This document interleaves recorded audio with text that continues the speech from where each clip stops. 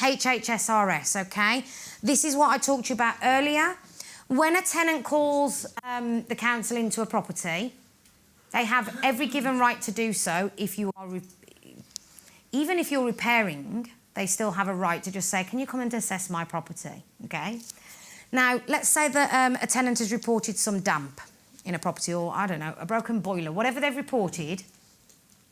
What will then happen is the council will get out a 72-page document and they will look at 29 different categories and they will do a full assessment on that property, even if the tenants only ask them to come in and look at one thing.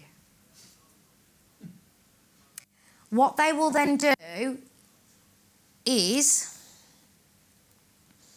either first stage, if no category 1 hazards are found, category 1 hazard being the most severe, they will be kind and serve you what's called a schedule of works.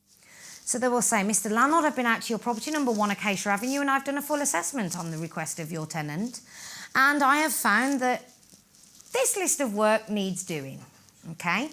Now, it is likely to involve the one thing that they've called them out for because you probably haven't fixed it, but it is also likely to also have bolted onto that several other problems that they have found within your property. Now, those problems might not necessarily be hindering the tenant, but because they've carried out that assessment, they have to assess it in line with the guidelines, and you as landlords will end up with a much bigger list than you did had you fixed the problem. Okay? So what I'm saying to you is, do your repairs, landlords, because otherwise some landlords say to us, yeah, let the council go in, I don't care. No, you don't want that because you're going to get a much bigger list and a much bigger bill. The next stage is serving an improvement notice. If they find a category 1 hazard, they will serve you with an improvement notice. Remember now, improvement notices mean you cannot serve Section 21 for 6 months after the work has been completed. So if it's got to this stage, you now have to keep that tenant for the next 6 months, even if you don't want to. The improvement notice is very detailed, and basically it's ordering you now under notice of the council to carry out the works that are needed. Failure to do so could then result in other action, okay? So we've got prohibition orders, which means that they, I've put this word in again, that they prohibit part of or the whole of the property if they deem it necessary. But what they also have powers to do is go in and do work on your behalf. I actually thought that's great, let the council pay and we'll pay them back in stage payments. But no, interest will be charged. They also have the power, if necessary and the work is required is severe, to actually take over the management of your property under their powers and ensure that the property is to a standard that is suitable. They can also take emergency action and emergency measures to ensure the safety of occupants and the surrounding people. Now, the most severe thing that the council can do, and this would have to be extremely severe, is actually they have the power to demolish the building that you own.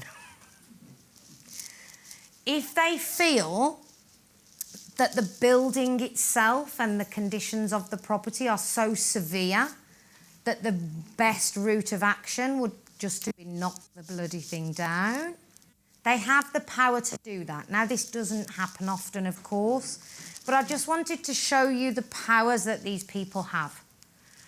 And then the biggest thing is actually clearance of the whole street. Now, that will probably be, has any of you heard of compulsory purchase orders, where they've gone into a street and done a compulsory purchase order? That's where this will come into play.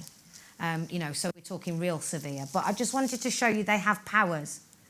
Now, HHSRS, which is run by the Environment and Health, can be called into a property by a tenant, by a neighbour that is affected by the issue. So let's say, for example, in a garden, the tenant has a waste ground.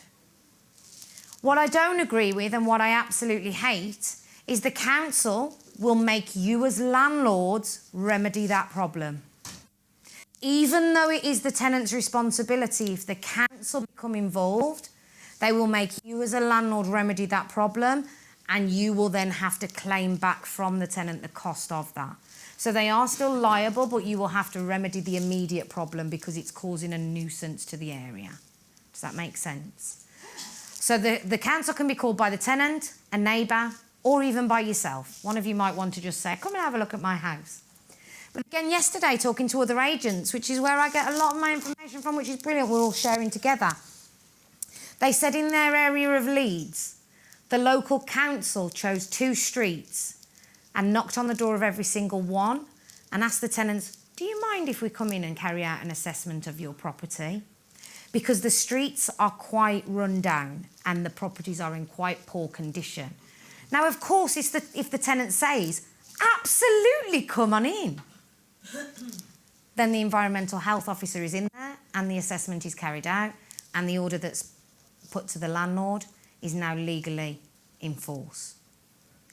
Remember, guys, what I've said to you, that Section 21 and Section 8 are affected if you do not comply with your repairing obligations under the various acts that we've covered today. It will cause problems on your route for possession, okay? Don't sit there and think, I don't really care because I never want possession.